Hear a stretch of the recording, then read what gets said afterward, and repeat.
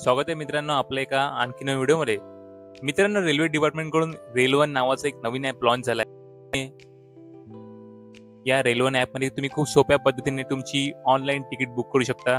तर आजच्या या व्हिडिओमध्ये आपण रेल्वन ॲप कसा वापरायचा आणि त्यावर नोंदणी कशी करायची याविषयी आपण संपूर्ण माहिती घेऊया.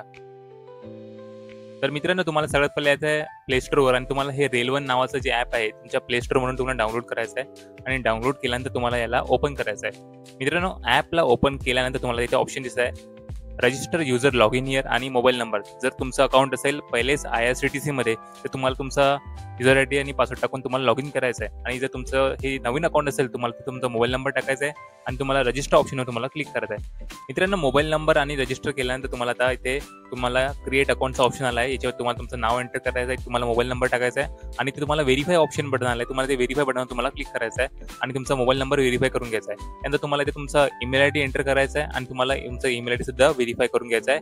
तुमच्या ईमेल ID वर एक OTP जाईल, तो इथे OTP टाकून तुम्हाला ते व्हेरीफायचा ऑप्शन आला आहे, तुम्हाला तिथे क्लिक करायचं आहे. त्यानंतर तुमच्यासमोर इथे एक user ID is case sensitive होतो, म्हणजे तुम्हाला एक इथे युजर ID एंटर करायचा आहे. तो युनिक असला पाहिजे, तेव्हाच तुमचं इथे अकाउंट तयार होईल. तुमच्या नावाचं पहिलं अक्षर किंवा लास्ट लेटर आणि त्यामध्ये काही नंबर कॉम्बिनेशन करून तुम्ही तुमचा युजर ID तयार करा आणि नंतर तुम्हाला ते खाली एक पासवर्ड एंटर करायचा आहे. जो पासवर्ड तुम्हाला लक्षात राहील त्यामध्ये स्मॉल आणि कॅपिटल असं कॉम्बिनेशन असलं पाहिजे आणि एक त्यामध्ये सिम्बॉल सुद्धा असला पाहिजे.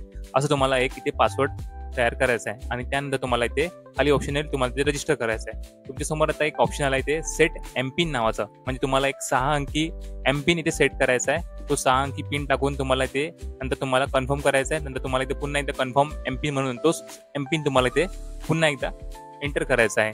हा MPIN तुम्हाला जेव्हा तुम्ही हे ॲप लॉग इन करणार आहात तेव्हा तुम्हाला इथे MPIN तुम्हाला एंटर करायचं असतं. मित्रांनो, MPIN एंटर केल्यानंतर आता तुमच्यासमोर रेल्वन नावाचा ॲप जे आहे ते ओपन झालं आहे. तुमचं रजिस्ट्रेशन सक्सेसफुल झालेलं आहे. ते इंटरफेस पाहायला मिळेल.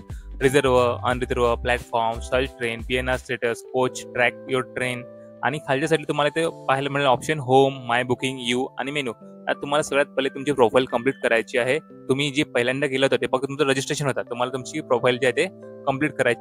आधार ऑथेंटिकेशन करायचं, तुम्हाला ते यू ऑप्शनवर क्लिक करायचं आहे. तुमच्या समोर इथे तुमची प्रोफाईल दाखवत आहे. इथे तुम्हाला व्ह्यू डिटेलचं ऑप्शन आहे आणि एडिट डिटेलचं ऑप्शन आहे. तुम्हाला इथे एडिट डिटेलवर क्लिक करायचं आहे. तुमच्या समोर तुमची प्रोफाईल ओपन झाली आहे. इथे तुम्हाला तुमचं date of birth, gender, ID type करायचं आहे. ID टाईप मध्ये तुम्हाला आधार कार्ड चूज करायचं आहे आणि तुम्हाला ते आधार कार्ड नंबर एंटर करायचा आहे. आधार कार्ड नंबर एंटर केल्यानंतर तुम्हाला ते व्हेरीफायचं ऑप्शन आहे. तुम्हाला तुमचं नाव एंटर करायचं आहे. सेम नाव तुम्हाला एंटर करायचं आहे ते तुमच्या आधार कार्डवर आहे. डेट ऑफ बर्थ टाकायची आहे, जेंडर चूज करायचा आहे, I hereby declare click करायचं आहे आणि व्हेरीफाय करायचं आहे. तुमच्या नंबरवर एक OTP जाईल, जो तुमच्या आधारला लिंक आहे, तो तुम्हाला इथे क्लिक करून तुम्हाला इथे तुमचा व्हेरीफाय करायचा आहे. त्यानंतर तुम्हाला एक message your identity and address detail updated. तुम्हाला त्या नेक्स्ट बटनवर क्लिक करायचं आहे. मित्रांनो, आता तुमची प्रोफाईल कंप्लीट झाली आहे आणि तुम्हाला तिथे एक काम करायचं आहे. तुम्हाला एक पॅसेंजर इथे ऍड करायचा आहे. जेव्हाही तुम्हाला तत्काळ तिकीट बुक करायची असते तुम्हाला किंवा तुमच्या फॅमिली मेंबरमध्ये तुम्हाला तिकीट प्रत्येक वेळी बुक करायचं काम पडेल, तुम्हाला ते ऑप्शन आहे ऍड पॅसेंजर. तुम्हाला या ऍड पॅसेंजरवर क्लिक करायचं आहे आणि तुम्हाला तुमच्या घरचं पॅसेंजर किंवा तुमचं नाव ऍड करायचं आहे. तुम्ही ते मेल, फिमेल जे ऑप्शन आहे तुम्हाला चूज करायचं आहे. नंतर सिलेक्ट कन्सेशन टाईप ऑप्शन आहे. याच्यामध्ये तुम्हाला ते जनरल चूज करायचं आहे आणि तुम्हाला नंतर ते फुल नेम टाकायचं आहे, तुमची डेट ऑफ बर्थ टाकायची आहे.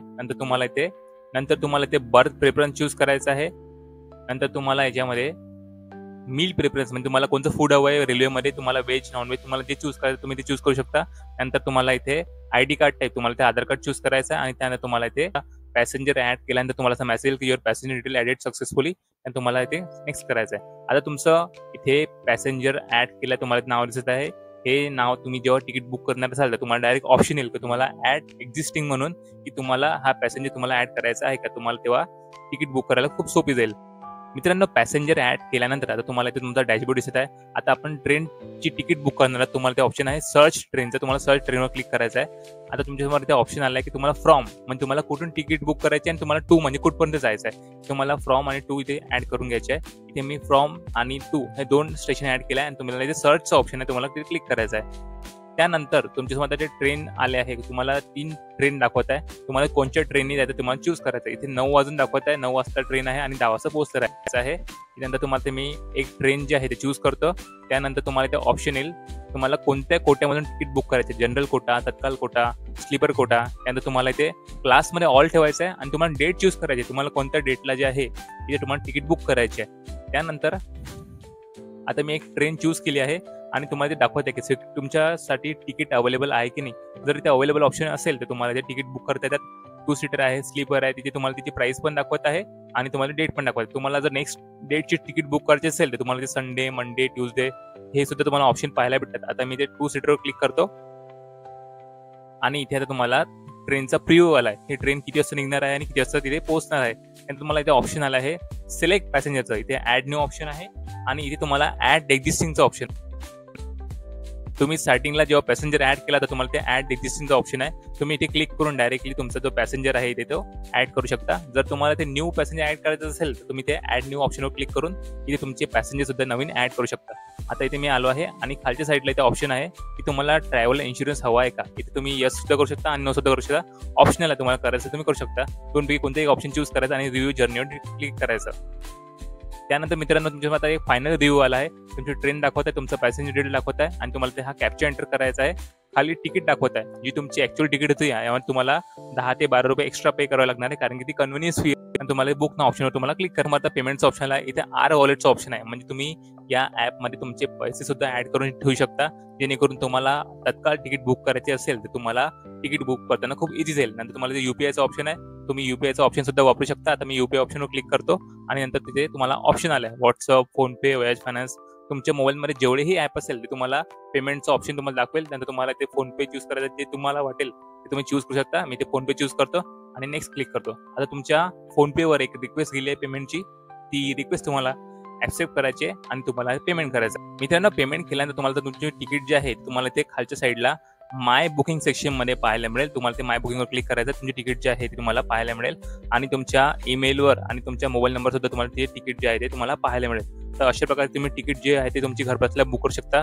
पुन्हा भेटूया एका नवीन व्हिडिओमध्ये. जय हिंद, जय महाराष्ट्र.